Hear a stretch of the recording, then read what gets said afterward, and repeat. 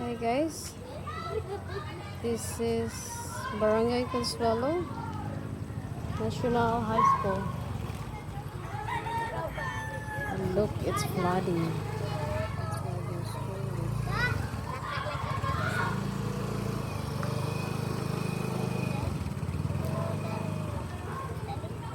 Just kids doing fishing.